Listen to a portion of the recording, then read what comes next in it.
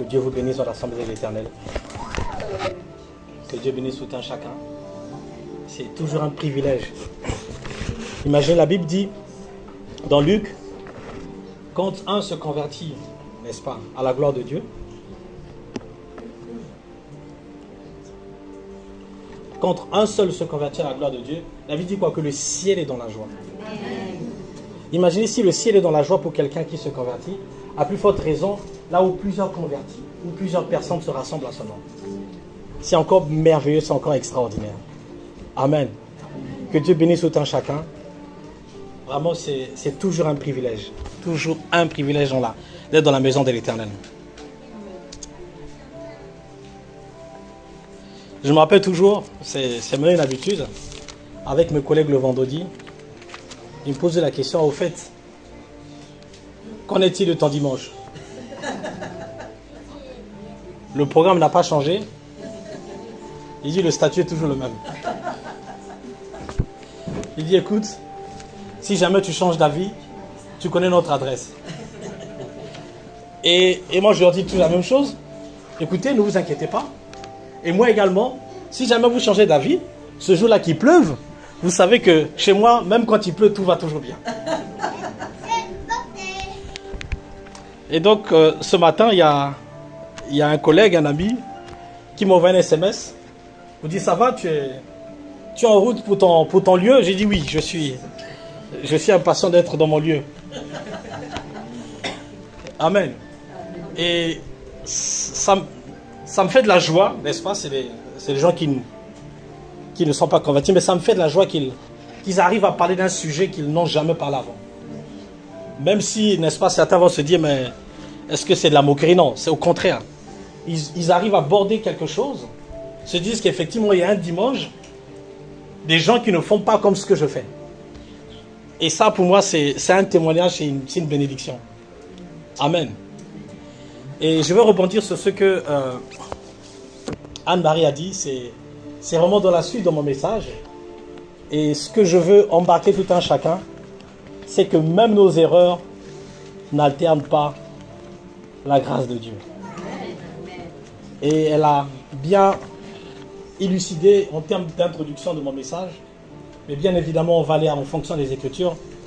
Et je pense que tout un chacun sera béni ce matin. Je suis sûr que tout un chacun sera béni ce matin. Depuis le début de notre mois, le pasteur nous a emportés dans un livre extraordinaire de Ruth. Formidable, plein d'enseignements. Et au cours des mercredis, au cours de nos enseignements, n'est-ce pas, nous avons découvert des choses extraordinaires par la grâce de Dieu. Amen. Et je pense qu'on était encore bénis. Amen. Qui a été béni de nos enseignements de Ruth?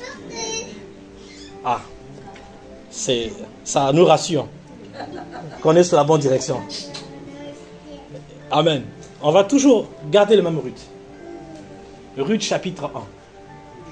Et là, je vais demander à tout un chacun d'oublier ce qu'on a appris. C'est dur, hein? Mais c'est extraordinaire. On va prendre Ruth chapitre 1. Et on va rester dans le chapitre 1. Je vais prier. Seigneur, merci pour ce matin. Jésus-Christ, merci encore parce que ta parole, au Père éternel. La Bible dit au Père éternel que la présence de Dieu, l'atmosphère était présente pour guérir au Père éternel. Seigneur, merci parce que dans cette atmosphère, dans cette même lancée, Seigneur, nous voulons être guéris ce matin au nom de Jésus. Nous voulons que ta parole nous guérisse au nom de Jésus. Seigneur, merci encore au Père éternel que dans Matthieu 8, au Père éternel, la Bible nous dit quoi? Qu'une parole de Dieu a guéri toutes les personnes qui étaient là, Seigneur. Merci parce que nous sommes rassemblés pour être guéris. Seigneur, nous sommes rassemblés encore au Père éternel pour être affranchis, pour être victorieux au nom de Jésus. Pour rappeler encore au diable que nous sommes plus que vainqueurs au nom de Jésus. Que Dieu vous bénisse. On va prendre ceux qui sont en ligne. Ruth chapitre 1. Ruth chapitre 1. Le tout premier. Et je vais inviter tout un chacun d'avoir nos yeux braqués. Pour ceux qui sont sur smartphone, pour ceux qui sont sur papier. On est tous connectés, le plus important. Je vais lire. Le verset 1. À l'époque des juges, il y eut une famine dans le pays. À l'époque des juges, il y eut une famine dans tout le pays. Et donc là, notre chapitre commence par nous parler d'une catastrophe. L'introduction de ce chapitre, n'est-ce pas, commence par un malaise, par un obstacle, par un handicap, par une maladie. Parce que qui dit famine, n'est-ce pas, dit toutes les conséquences qui puissent en découler. Que la famille, n'est-ce pas, soit la grande, et il emmène tous ses cousins. Maladie, tout ce qu'on peut citer. Tout ce qui peut être une conséquence d'une famine. N'est-ce pas? Et donc là, on nous annonce une catastrophe. On nous dit qu'à cette époque même, il y a eu une famine. Il y a eu une catastrophe, il y a eu une maladie. Il y a eu des gens, n'est-ce pas, qui ont perdu leur mobilité. Il y a eu des gens, n'est-ce pas, qui sont devenus ou qui sont tombés malades. Amen. On continue. Un homme de Bethléem de Juda partit avec sa femme et ses 2 fils s'installer dans le pays de Moab. Et donc là, on nous introduit, n'est-ce pas, des hommes qui décident, n'est-ce pas, au vu et au regard de ce qui se passe, allons nous réfugier, n'est-ce pas, dans un pays étranger. Dans un pays, n'est-ce pas, j'ai envie de dire, un pays où on sera sans doute en mesure de pouvoir trouver la solution. Ou du moins, être à l'écart, à l'abri de la maladie qui est là. Ou, je vais encore tirer encore plus loin, que je suis malade et que j'ai besoin de solution, je vais à Moab. Amen. Ça dit qu'ils ont décidé d'aller, n'est-ce pas, trouver solution ailleurs.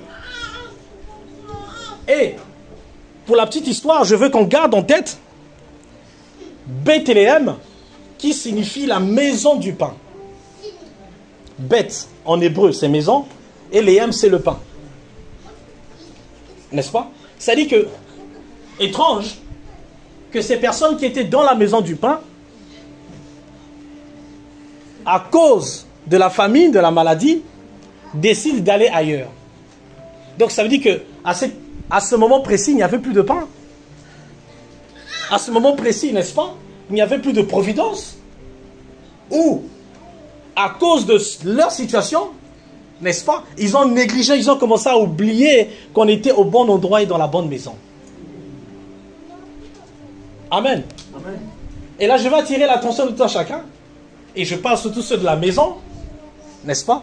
Que pourquoi, quand une situation arrive, une maladie, un problème, un obstacle, on va chercher solution ailleurs. Amen.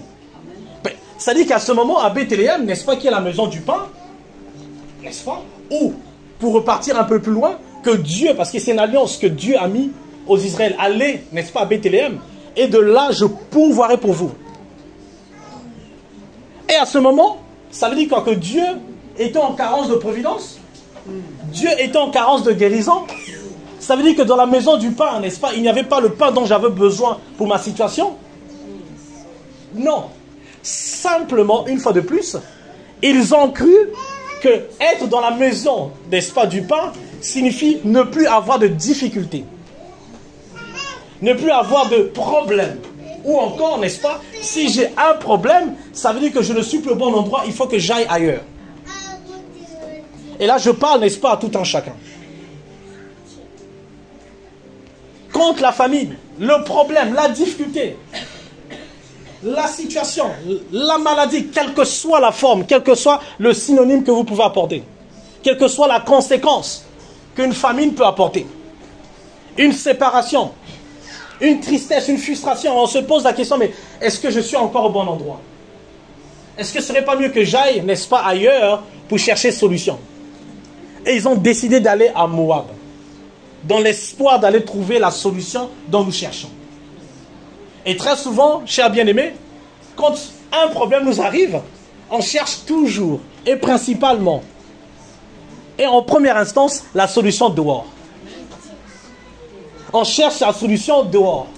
On se dit peut-être que là où je me trouve, n'est-ce pas, qui était, je rappelle, l'endroit où ils ont vécu, ils ont vécu, n'est-ce pas, la gloire de Dieu.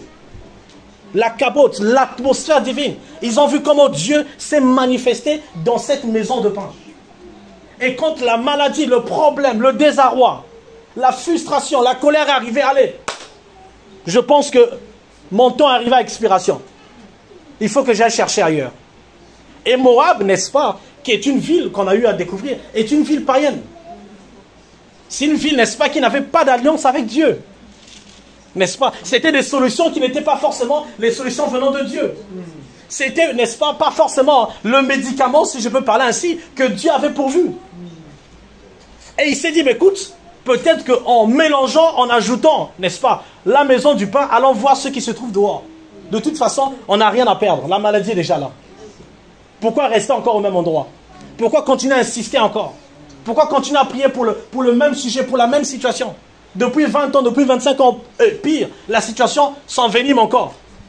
On a l'impression, plus, comme quelqu'un disait, j'ai l'impression que depuis, plus je prie, plus les problèmes deviennent encore intenses.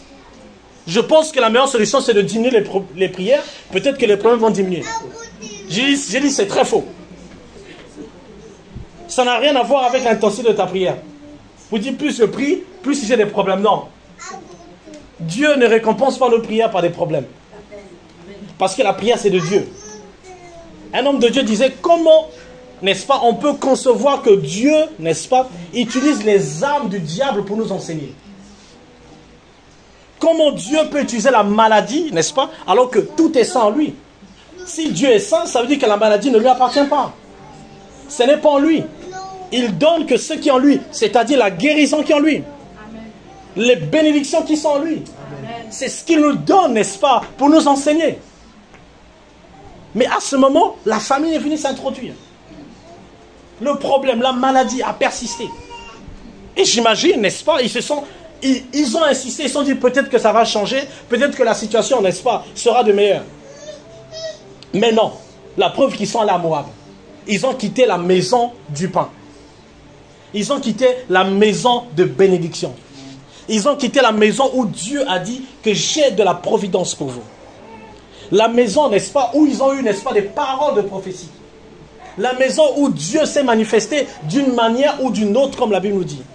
La maison où ils ont vécu, parce qu'ils ont été témoins, n'est-ce pas, de cette cabote, de cette gloire à Bethléem. Mais pour une raison, pour une maladie, pour un souci, ils ont dit, écoute, allons ailleurs. Allons trouver, n'est-ce pas, notre bonheur ailleurs. Peut-être que dans la maison de Bethléem, dans la maison du pain, il n'y a plus. Et les voilà qui ont migré. Ils ont quitté la maison du pain. Et on nous dit, n'est-ce pas, que le nom de cet homme était Elimelech, celui de sa femme, Naomi, et de ses deux fils appelés Machan et Kijon.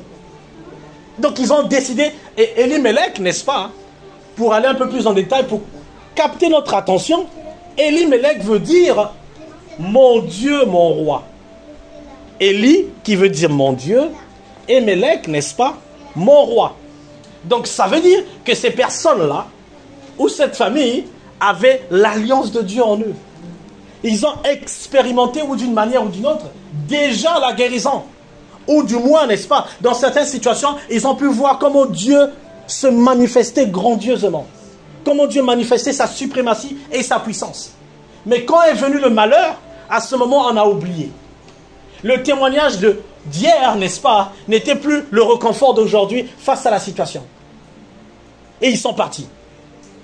Ils sont partis chercher des solutions ailleurs. Comme très souvent, n'est-ce pas, nous sommes tentés d'aller trouver des solutions ailleurs. Très souvent, on nous dit, écoute, je connais un bon endroit, je connais une meilleure solution.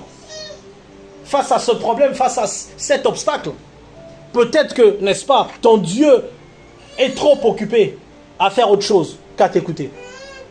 Peut-être que, je pense que ta maladie, Dieu n'est plus en mesure de répondre à ça. Il faut que tu ailles voir dehors. Sans doute. Et ils sont partis. Ils sont partis à Moab. Sans doute, en fonction des conseils, n'est-ce pas, de ce qu'ils avaient entendu de Moab. Parce qu'ils ne connaissaient pas Moab, ça veut dire qu'ils ont entendu des conseils. Ils ont reçu. Écoute, à Moab, là-bas, ah, là-bas, il n'y a pas de famille, il n'y a pas de maladie. On a une solution pour toi. Allons-y. Et j'imagine, n'est-ce pas, le problème était pressant, qu'il n'y avait plus de délai de réflexion. Il fallait obligatoirement agir. Amen. Amen. Et c'est ce que, n'est-ce pas, nous faisons sans nous rendre compte. C'est dans cette attitude, n'est-ce pas, ou dans cette approche, souvent, qu'on est tenté. Et c'est là où le diable arrive à nous tenter. Amen. Quand vient la difficulté, quand vient le problème. Parce que j'imagine, avant cette famille, tout allait bien. Donc, autant de fois qu'on est venu leur parler de Moab, il n'y avait pas raison pour eux d'aller là-bas. N'est-ce pas? Il n'y avait aucune raison. Mais ce jour-là, ils se sont rappelés que, ah écoute, je pense que dans la maison du pain, dans la maison de mon père, à ce moment, il n'est plus capable de pouvoir me guérir. Du moins, n'est-ce pas, le témoignage du frère ou de la sœur, ben, je pense que ça ne lui concerne que lui, moi je ne suis pas concerné. Pensons que Dieu est dans la sélection. Comme, n'est-ce pas, dans une entreprise, on va sélectionner. Ou à l'école, ou peu importe l'endroit. On pense que Dieu est dans la sélection. Qui mérite, qui ne mérite pas. Et si tu es dans la liste des méritants, tant mieux. Sinon pas, c'est Dieu qui décide comme certains pensent. On pense que Dieu, n'est-ce pas, décide de qui va guérir, qui ne va pas guérir. Ou du moins, n'est-ce pas, on pense que Dieu, n'est-ce pas, n'est pas dans la guérison. Mais pourquoi X a guéri et Y n'a pas guéri à ce moment? Pourquoi, n'est-ce pas, en tant que deux chrétiens, l'autre va bien et moi, ça ne va pas? Et on pense qu'à ce moment-là, il y a un problème avec moi, ou il y a un problème avec l'endroit où on se trouve.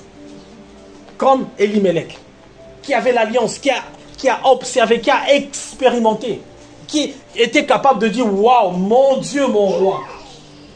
Il avait, n'est-ce pas, cet honneur, il avait cette communion en lui. Il savait qui était son Dieu et son roi. Ça veut dire qu'en lui, il y avait des paroles qu'il avait reçues de la part de Dieu. Il avait connu Dieu comme son Dieu et son roi. Mais à ce moment, il a décidé d'aller ailleurs. À ce moment, il s'est dit, écoute, dans la maison de mon père ou dans la maison du pain, je ne pense plus avoir la solution.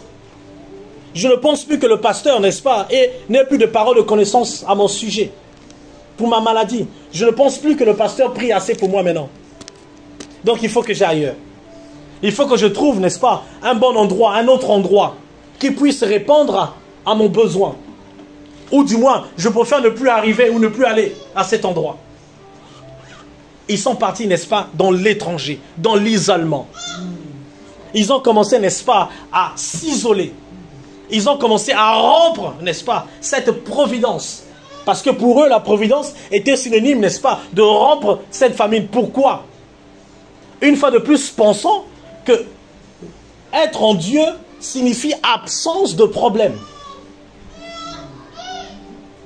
On pense que quand on est en Dieu, n'est-ce pas, je n'ai plus droit d'avoir mal.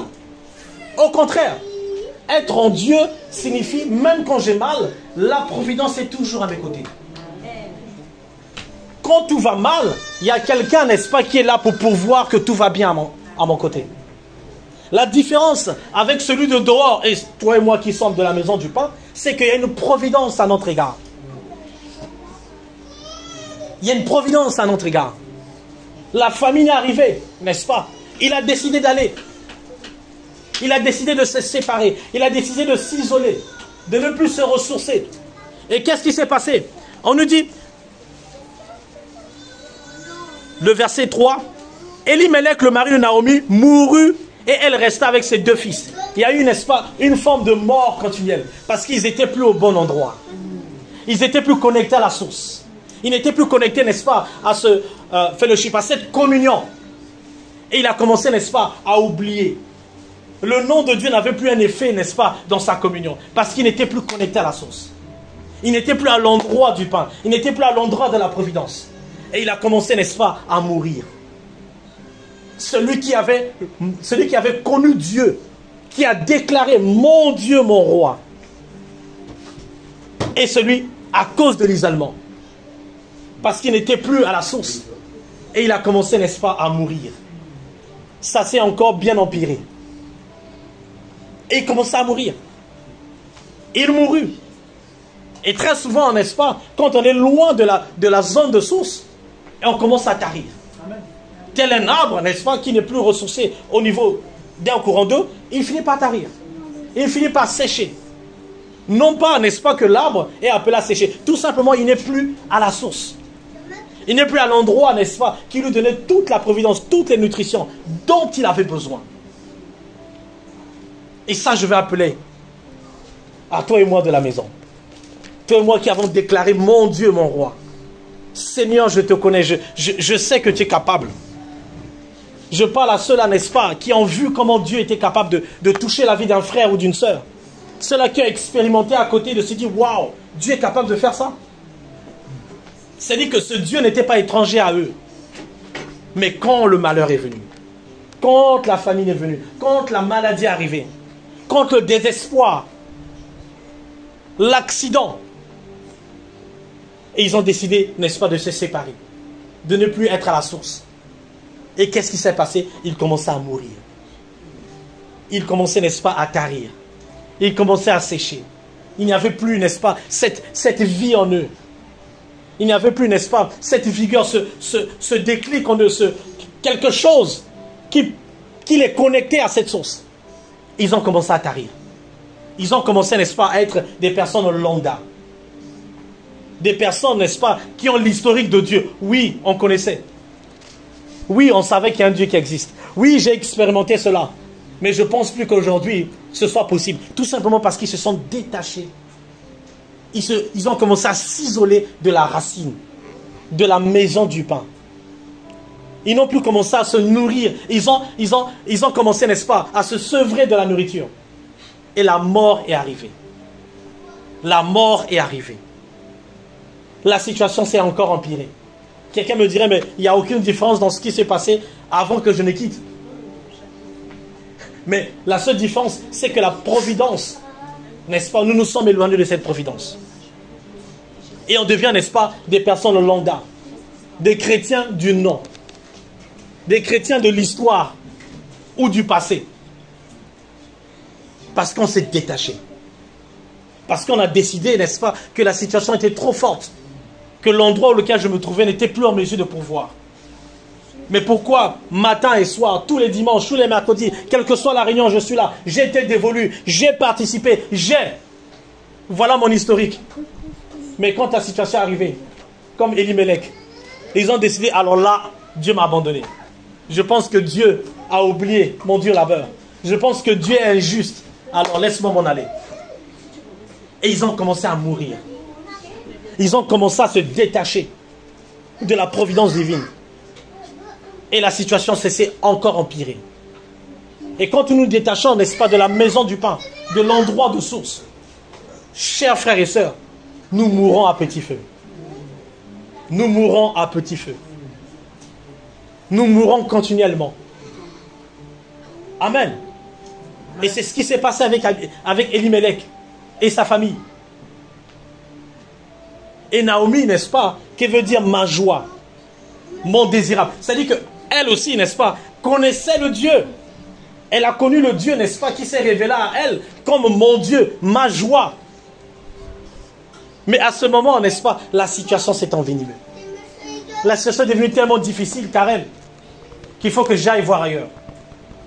Et on en reparle plus tard, quand j'aurai trouvé ma solution. Quand je serai loin, peut-être qu'ailleurs, je vais trouver, n'est-ce pas, une meilleure source. Et la situation, ils ont commencé à mourir. Ceux-là qui connaissaient Dieu, qui s'est révélé en tout un chacun. Chez Naomi, Dieu s'est révélé comme ma joie. Elimelech, n'est-ce pas, mon Dieu, mon roi. Et j'imagine en tout un chacun, d'une manière ou d'une autre, Dieu s'est révélé d'une manière différente. Dieu s'est révélé d'une sensibilité totalement différente. Chacun, n'est-ce pas, a connu une portion de Dieu. D'une manière ou d'une autre. Mais à cause de la situation, à cause du problème, ils ont décidé de quitter. Ils ont décidé de ne plus, n'est-ce pas, s'approvisionner de ce qui était autrefois leur Dieu, leur roi. Ce qui était autrefois sa joie, son désirable. À cause des problèmes. À cause de la maladie. À cause du désespoir. À cause de, n'est-ce pas, de comment le diable nous attaque dans notre chair. Dans cette maladie, on a l'impression qu'il a pris le dessus. on a l'impression que ma voix, n'est-ce pas, ma prière, n'est plus assez forte. Moi, hier, qui priais? Moi, aujourd'hui, n'est-ce pas, comment? Pourquoi? Comme toutes les questions qu'on peut se poser. Mais le problème était au niveau de la connexion de notre source. Je vais rappeler à tout un chacun, c'est important de te connecter. C'est important d'être dans la maison du pain. C'est important d'être toujours abreuvé, toujours dans cette maison de providence. Et de ne pas, n'est-ce pas, laisser cette maladie, ce problème, cette situation qui perdure, qui insiste, te pousser à t'éloigner, à t'isoler, et éventuellement à ne plus te ressourcer, et enfin à mourir. Amen. Et enfin à mourir. Et c'est ce qui arrive très souvent à plusieurs d'entre nous, à plusieurs chrétiens, à qui Dieu, n'est-ce pas, s'est révélé. À qui, n'est-ce pas, ceux qui ont pu voir la main de Dieu d'une manière, au travers d'un frère, au travers d'une situation, au travers de soi-même d'ailleurs. Comme quelqu'un pourrait dire, mais écoute, moi j'ai jamais vu Dieu. Mais au moins tu as vu Dieu au travers de ton frère, au travers de ta soeur. C'est la plus meilleure preuve que tu peux avoir. Et dans ça, on a perdu espoir. Le désespoir nous a envahis. Le problème a persisté. Et après, on s'est déconnecté. On a commencé à se déconnecter. Et la mort n'était plus loin. La mort n'était plus loin. Chers frères, chères sœurs, quand nous nous déconnectons, quand nous nous isolons de la maison du pain, la mort, le problème, la source n'est plus en mesure de pouvoir pourvoir comme nous le voulons. C'est dit qu'à ce moment, Elimelech a posé, n'est-ce pas, a commis une erreur. Amen. Est-ce qu'on me suit? Est-ce que ce message parle à quelqu'un ce matin? Que c'est important de se le rappeler. Parce que la famine viendra. La famine viendra. Le problème viendra. Cette difficulté viendra. J'ai envie de dire, elle est déjà là. Mais ne nous déconnectons pas. N'allons pas chez Moab, n'allons pas chez l'étranger. Ne nous déconnectons pas de cette source. Aussi difficile que la situation puisse être, soyons toujours d'être dans la maison. Amen. On continue avec moi. Le verset 5. Machlon et Kiljon mourut aussitôt. Aussi tous les deux, et Naomi resta privée de ses deux fils et de son mari. N'est-ce pas? C'est-à-dire qu'à ce moment, il n'y avait plus cette harmonie. Il n'y avait plus la communion. Comme je disais, ils étaient devenus, n'est-ce pas, des personnes lambda, des personnes normales. Ceux-là, n'est-ce pas, qui connaissent Dieu de loin. Et pourtant, il y avait un historique. Il y avait une alliance. Il y avait une connaissance. Il y avait une part, n'est-ce pas, de Dieu dont ils connaissaient. Naomi, qui connaissait Dieu, Dieu s'est révélé. Et pourtant, chez Naomi, ce n'était pas mon Dieu, mon roi. Ou chez le pasteur, ce n'est pas forcément la même manière que Dieu s'est révélé à moi. Comme certains pourront dire, mais Dieu, fallait que Dieu se révèle de la même manière qu'il s'est révélé à Anne-Marie ou à Karen. Non, là n'est pas le problème, très cher. Le problème, ce n'est pas que Dieu se révèle de la même manière que nous. Absolument pas. Naomi, Elimelech n'ont pas été révélés de la même manière. Ils n'ont pas défini, n'est-ce pas, leur communion avec Dieu de la même manière. Donc, inutile, n'est-ce pas, que ma communion soit la même que celle de mon pasteur. Sinon, ça veut dire que Dieu, je ne sais pas quel adjectif lui dire, s'il doit se révéler de la même manière à tout le monde. Il n'y a plus, n'est-ce pas, cette diversité, merci. Cette authenticité. Cette singularité. Et c'est ça notre Dieu. Il est singulier en tout un chacun. Il est singulier en tout un chacun. Et c'est ça la beauté. Tellement authentique, n'est-ce pas, que Corinne peut donner un témoignage. On se dit, waouh, donc Dieu est comme ça. Que Dieu aussi est comme ça. Tiens, je ne le connaissais pas de cette facette. Ah tiens, chez Karen, n'est-ce pas, c'est une joie de Dieu. Ah oui. Effectivement, chez Guillaume, c'est autre chose. C'est sa force. Mais tous ces attributs montrent que notre Dieu est toujours vivant. Tous ces attributs montrent que Dieu est tellement unique, authentique avec tout un chacun. Mais la famine, la maladie, la situation, l'obstacle, la division, la séparation, vient, n'est-ce pas, nous pousser à aller voir ailleurs. Nous pousse à nous éloigner de la maison du pain. Et de se dire peut-être que je pense qu'ailleurs je trouverai mieux, que je m'ennuie dans la maison du pain. Comme quelqu'un pourrait dire, ben la vie chrétienne est tellement ennuyeuse. Je pense qu'il faut que j'aille découvrir autre chose.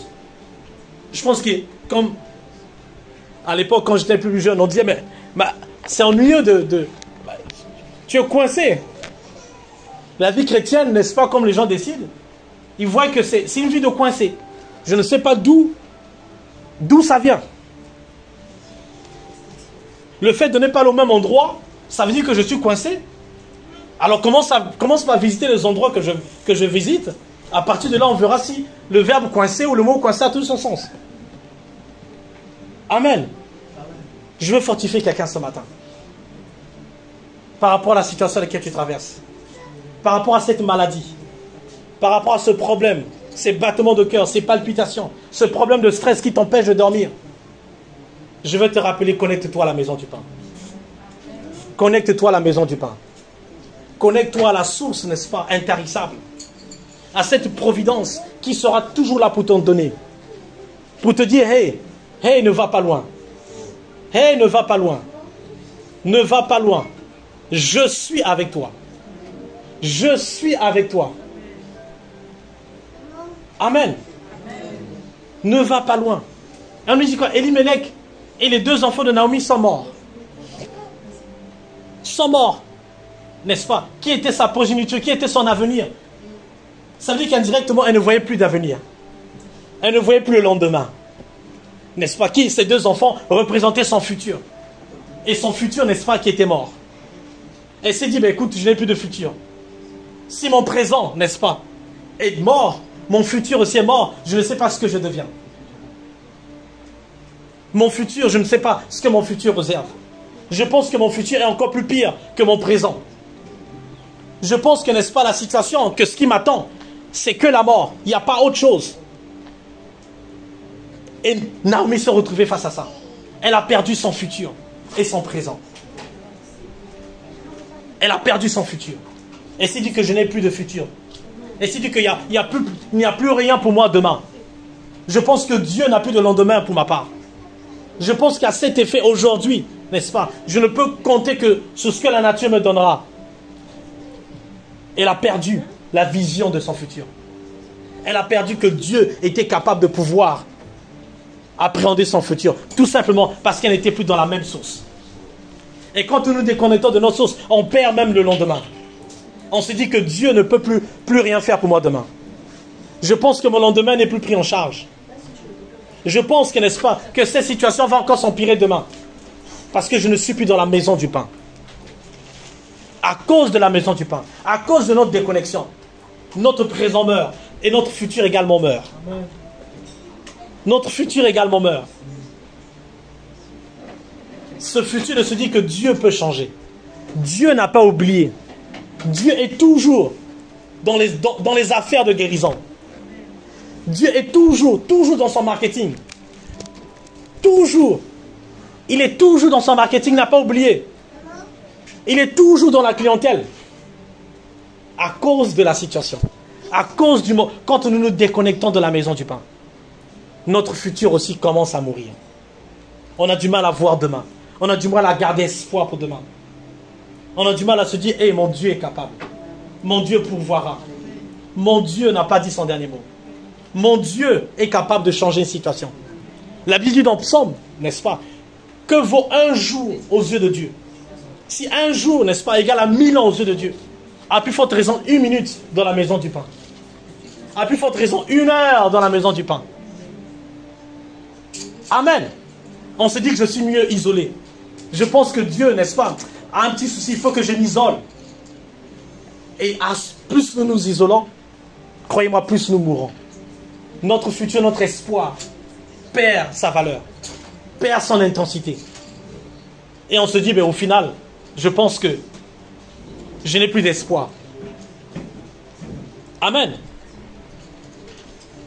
Amen. Et je continue le verset 6.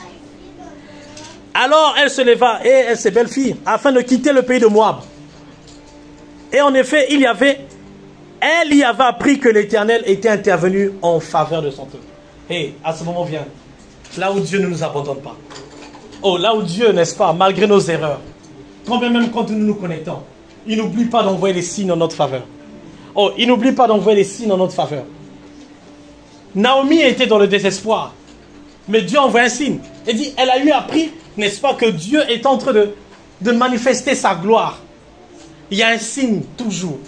Il y a un signe qui nous emmène, n'est-ce pas, à nous reconnecter à la maison. Amen. Il y a un signe, n'est-ce pas, que Dieu orchestre divinement pour toi et moi. Amen. Et Naomi a reçu ce signe. Elle s'est dit, ah oui, je pense que peut-être que mon avenir est dans la maison du pain.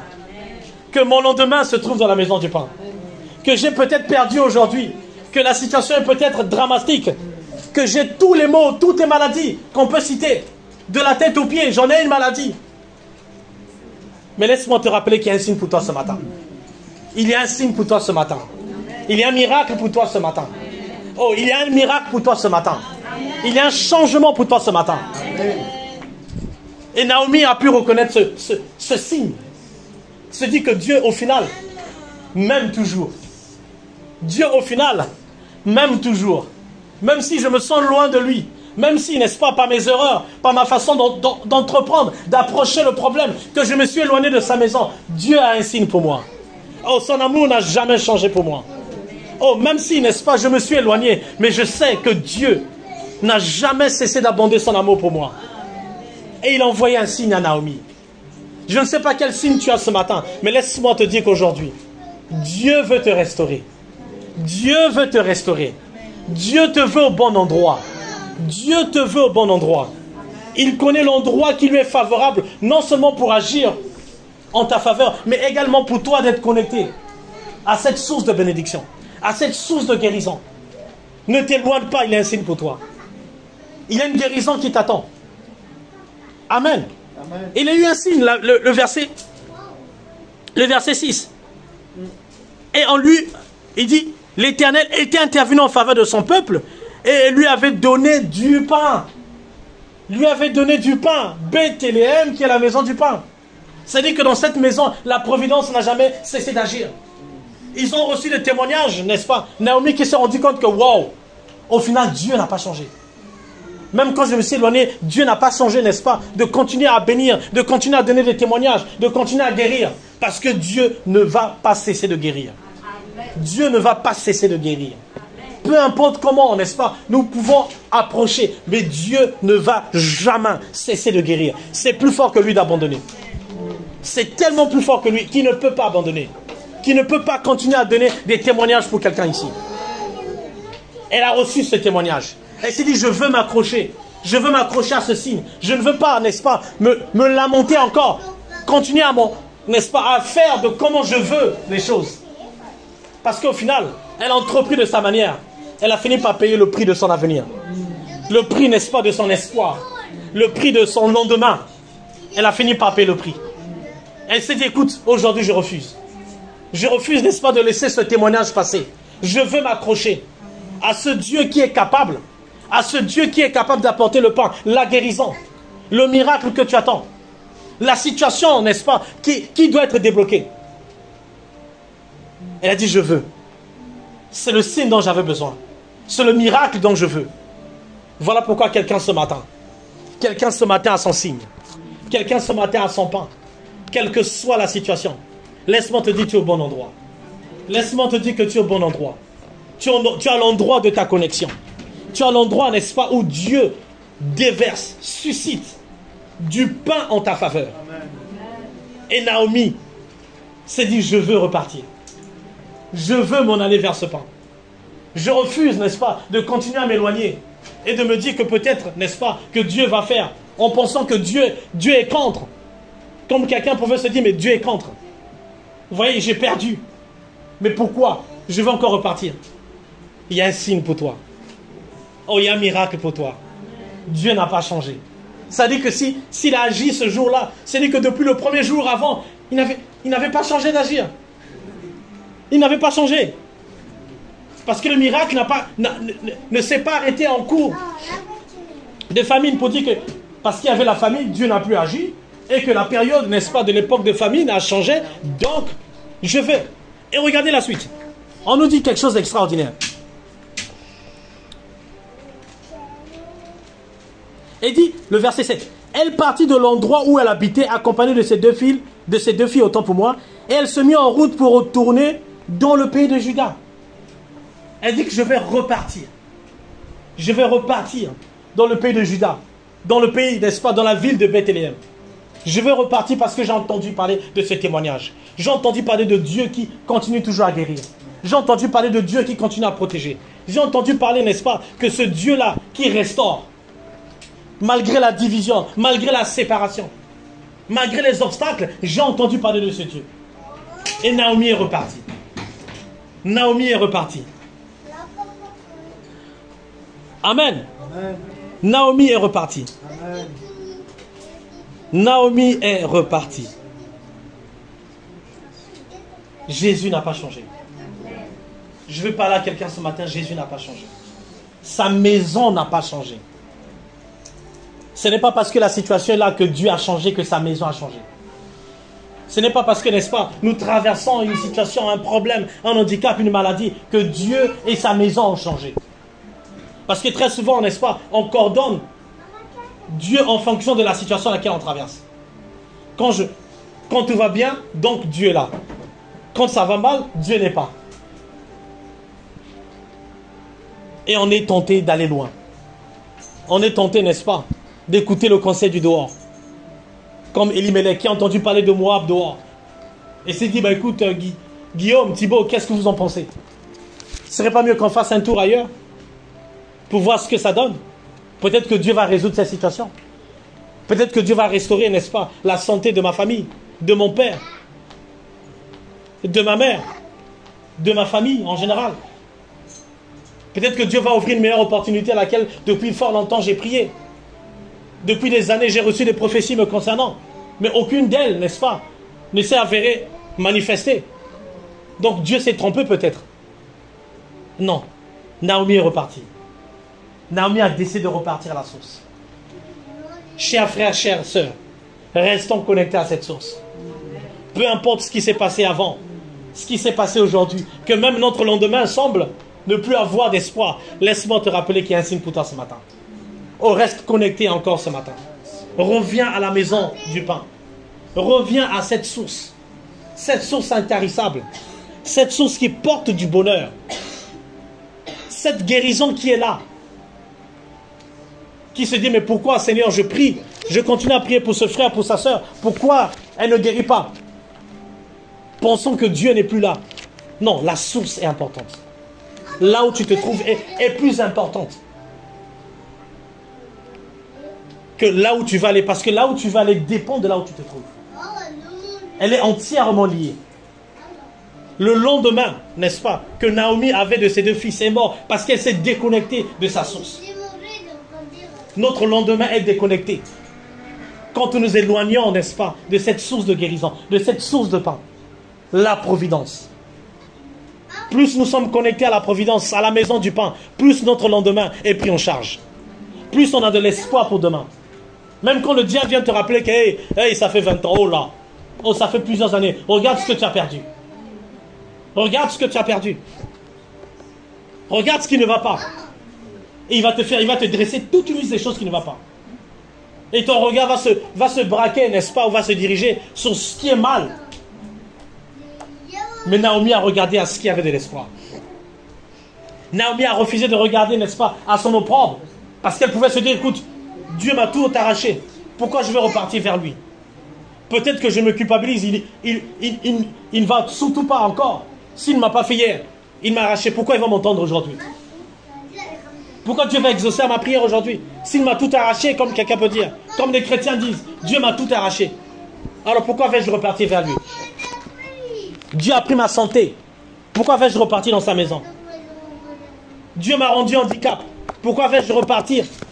Alors que hier, Il a 10 ans, il a 20 ans, il a 30 ans. J'étais dévolu pour lui. J'étais engagé. Amen. Amen. Et le désespoir est venu. Le désespoir est arrivé. Amen. Et on continue. Le verset 9. Le verset 8. Naomi dit à ses belles filles, allez-y, retournez chacune dans la famille de votre mère.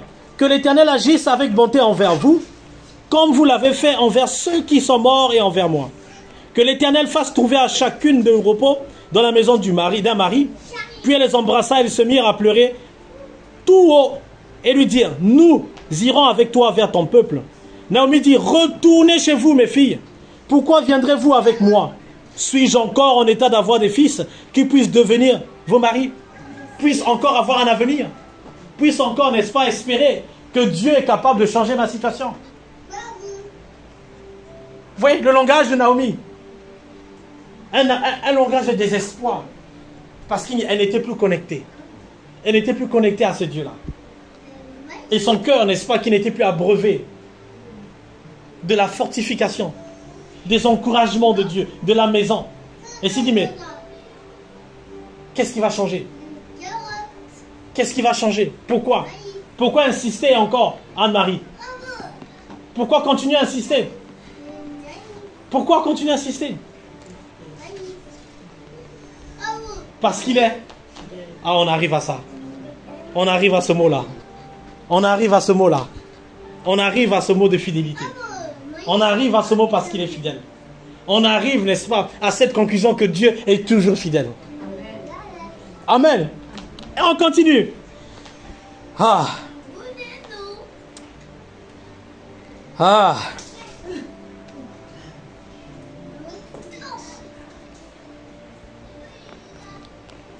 Jésus est fidèle. Oh, Jésus est fidèle. Oh, Jésus est fidèle. Laisse-moi te dire ce matin que Jésus est fidèle. Laisse-moi te donner encore de l'espoir de la main de Dieu. Jésus est fidèle. Même quand c'est dur. Même quand tout ne va pas, Slimane. Jésus est fidèle. Ah, on va prendre rapidement le verset 15. La Bible dit, Naomi dit à Ruth, tu vois ta belle-sœur retourner vers son peuple? Retourne chez toi comme elle. Ruth répondit, ne me pousse pas à te laisser repartir de loin. Et Ruth, qui veut dire fidèle. Ruth veut dire fidèle. Ruth veut dire compagnon. Ruth veut dire ne pas abandonner. Naomi, n'est-ce pas, disait à Ruth, 20 ans. Ruth a dit non. Non, je veux m'accrocher à la fidélité. Parce que Dieu est fidèle. Parce que Dieu est fidèle. Même quand tout va mal, Dieu reste fidèle. Quand tout va très mal, tout ce qu'on peut diagnostiquer d'une personne ou d'une maladie, laisse-moi te dire que cette maladie n'est pas plus grande que la fidélité de Christ. Ruth veut dire fidèle. La fidélité de Dieu.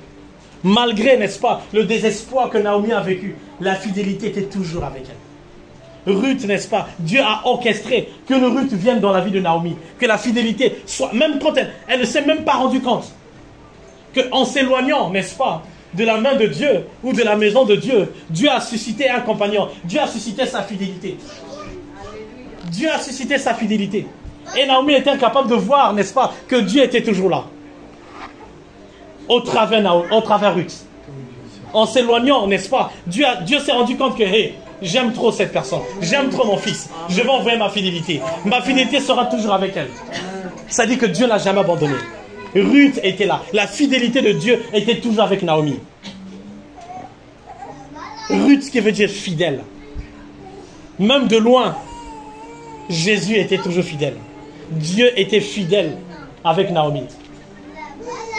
Amen. Dieu est toujours fidèle.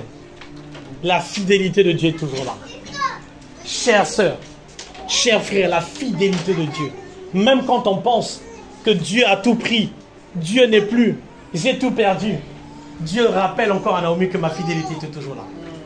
J'étais toujours à côté de toi. J'étais toujours là à côté de toi. Dans cette maladie, ma fidélité est toujours disponible. Amen. La fidélité de Dieu.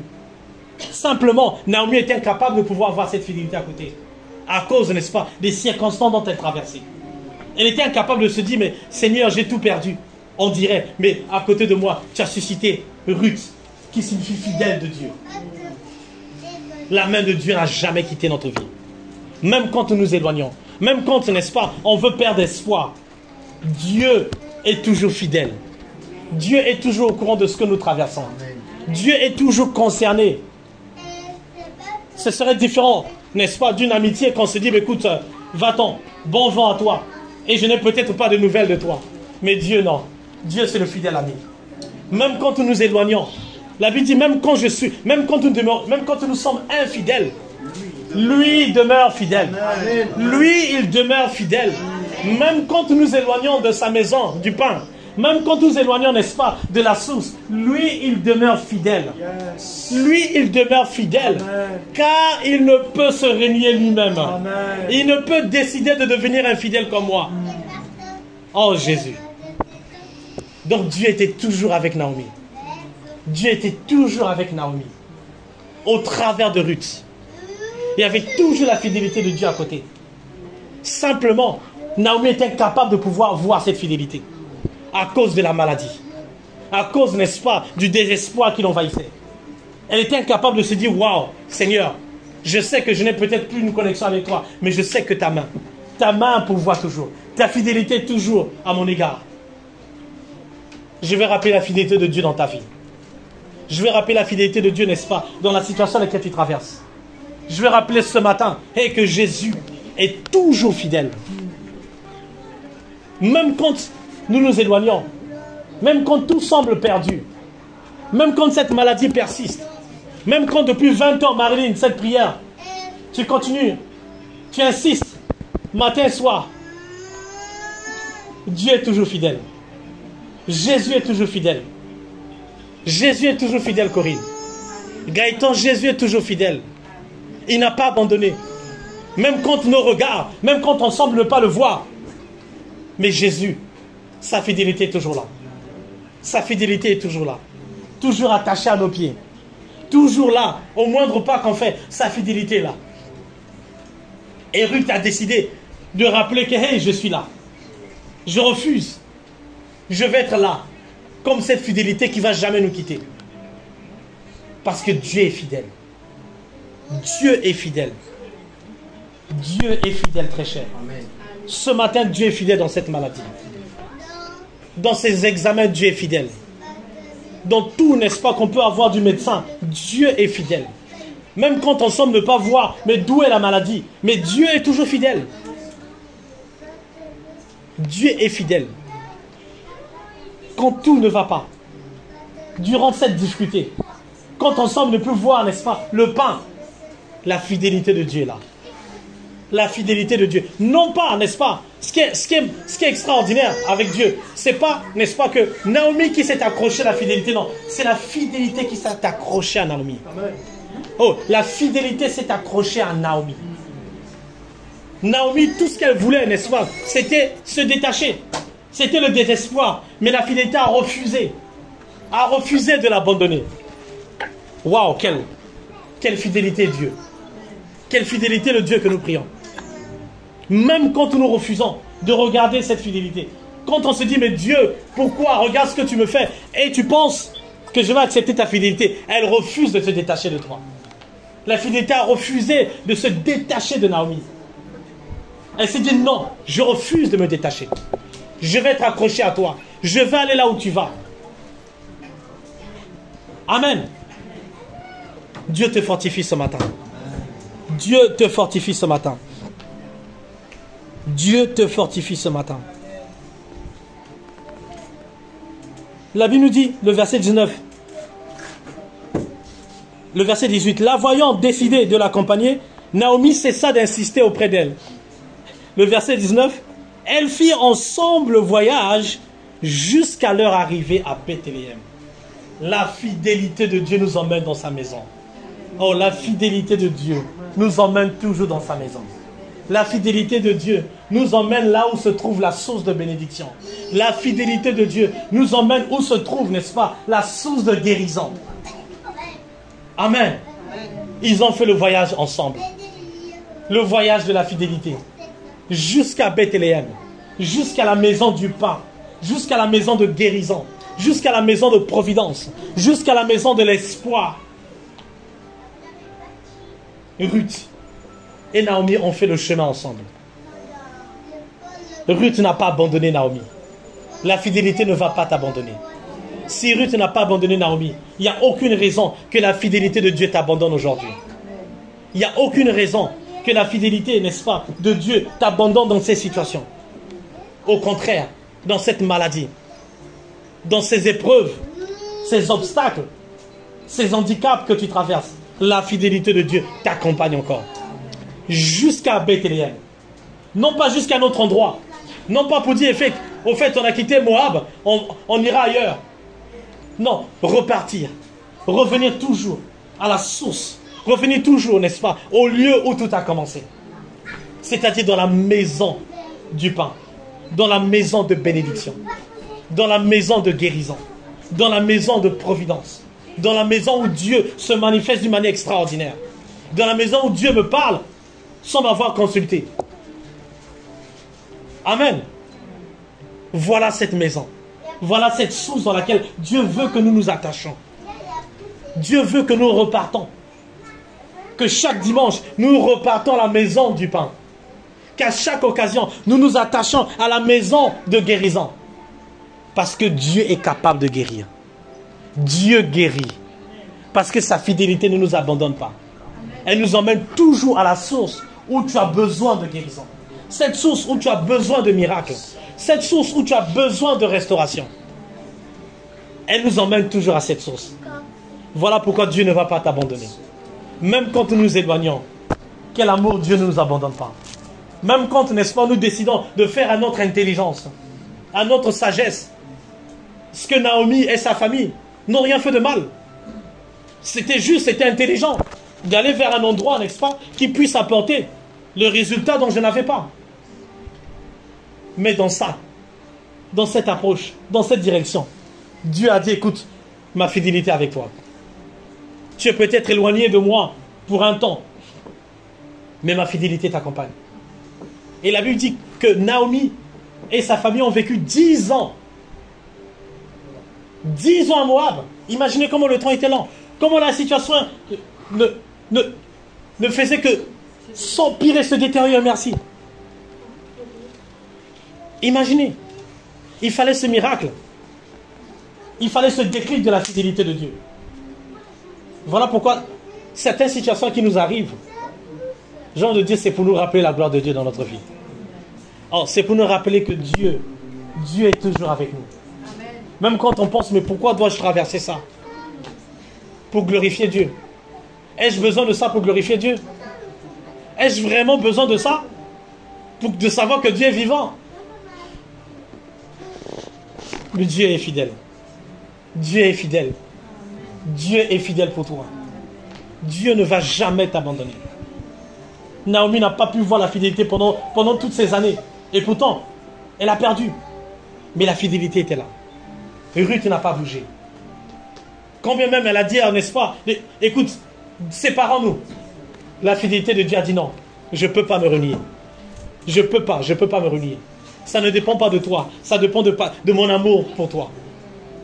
Tout dépend de mon amour que j'ai pour toi. Et non pas de ce que tu as pour lui. Parce que Dieu t'aime en premier.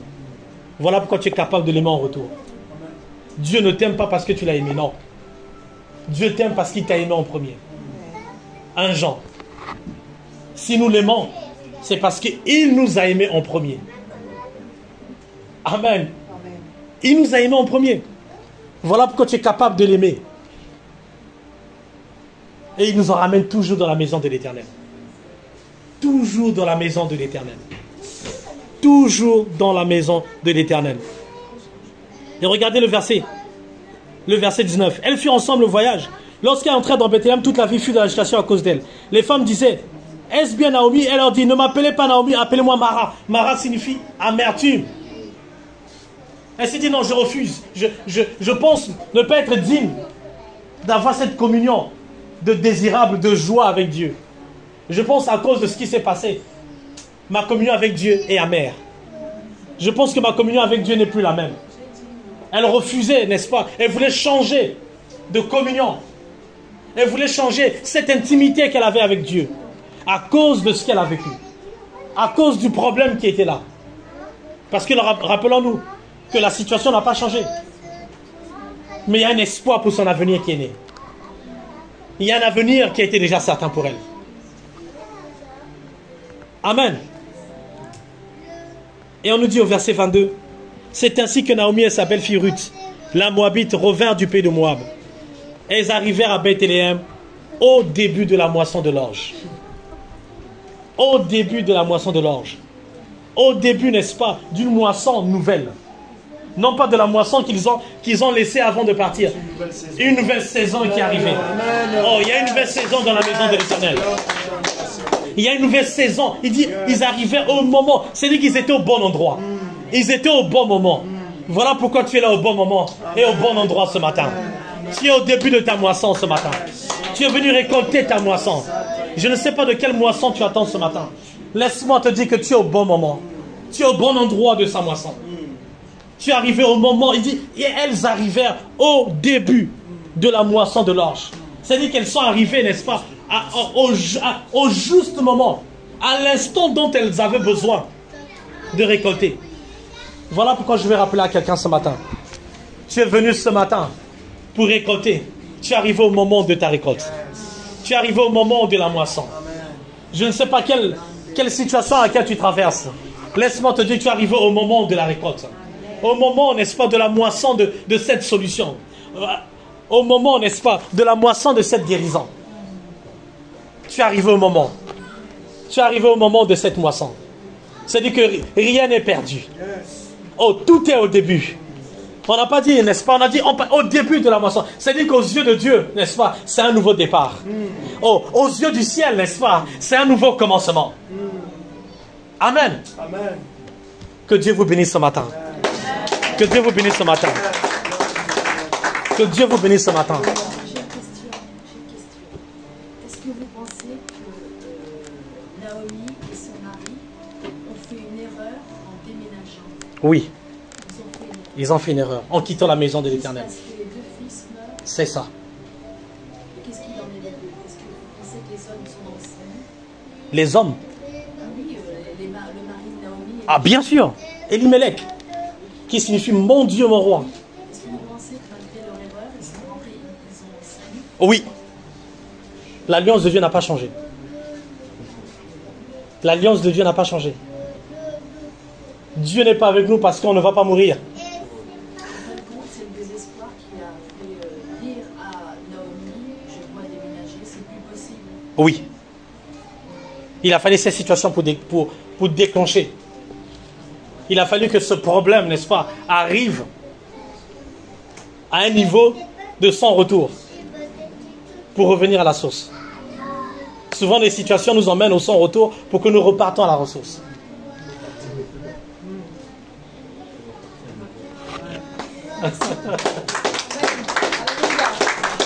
Amen. On va se lever. Je vais inviter tout un chacun. Au chari, la Bible dit que Naomi ce matin. Naomi ce matin. Alléluia. Je veux que tu lèves ta voix et que tu commences à parler. Je veux que Véronique, tu lèves ta voix de là où tu te trouves. Clémentia, tu commences à parler à l'Éternel. Tu dis, Seigneur, merci. Merci parce que ce matin, tu me reconnectes encore. Seigneur, merci encore, oh Père éternel, dans ta maison du pain, Seigneur. Seigneur, ta grâce est encore là, oh Père éternel. Ta divine providence est encore là en ma faveur, oh Père éternel. Ta faveur n'a pas cessé, oh Père éternel. Oh Seigneur, ce matin, merci encore, oh Père éternel. Que malgré ce problème, oh Père éternel, ton amour n'a pas changé au nom de Jésus. Ton amour n'a pas changé au nom de Jésus. Seigneur, merci encore au Père éternel. Parce que ce matin, tu parles à quelqu'un.